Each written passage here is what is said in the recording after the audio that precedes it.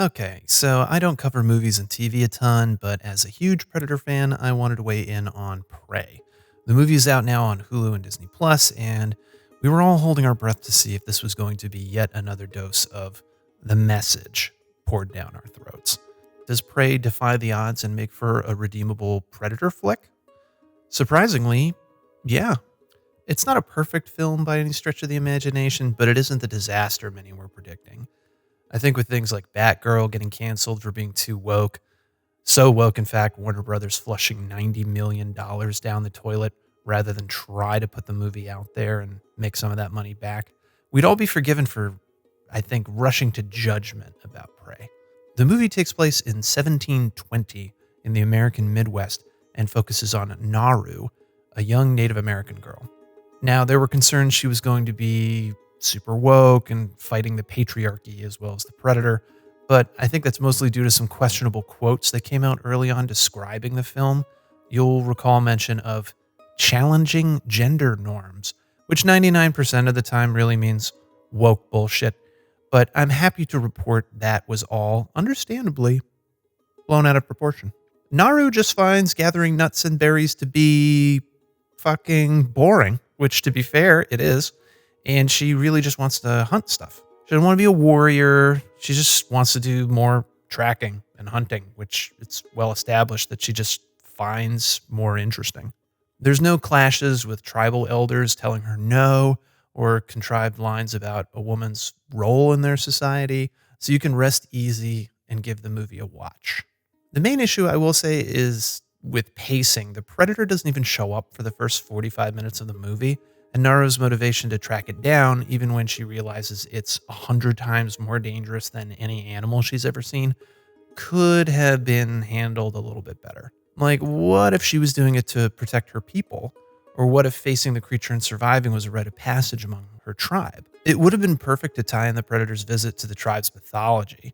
A time, say, every 10 years when a horrific monster roams the plains, a Wendigo, if you will, brutally stalking and killing its victims and leaving flayed, headless corpses behind. But alas, they didn't go this route, and a huge chunk of the movie is just Naru wandering around the woods with her dog for some reason. But when she does finally catch up with the Predator, things do indeed get spicy. The violence is what you'd expect from a Predator film, with plenty of dismembering, impaling, decapitation. The Predator itself is more brutal than in other films. The thing is like a gorilla on steroids and physically comes across as this unstoppable force. It's also got relatively more primitive tech and doesn't use lasers, favoring instead melee weapons and spike launchers. The CGI is spotty in one or two frames, but generally when the Predator's on screen, it looks, pretty good. Though not everybody is going to be thrilled with what they did to its face. It looks kind of fucked up. As the movie builds up to the final climactic showdown, Naru will need to rely more on her speed and agility rather than strength to fight this giant monster. There's really only one moment where she's fighting that it feels the filmmakers are being a bit too accommodating. Watching a 90-pound girl throw herself at a 2-ton alien trophy hunter looks and feels ridiculous, but thankfully it's extremely brief. There's also a bit where some French trappers who want to capture the Predator for some reason. I don't know. It's not really explained. But basically, they're just there to get killed, and the set piece with the Predator absolutely fucking their shit up is pretty damn good.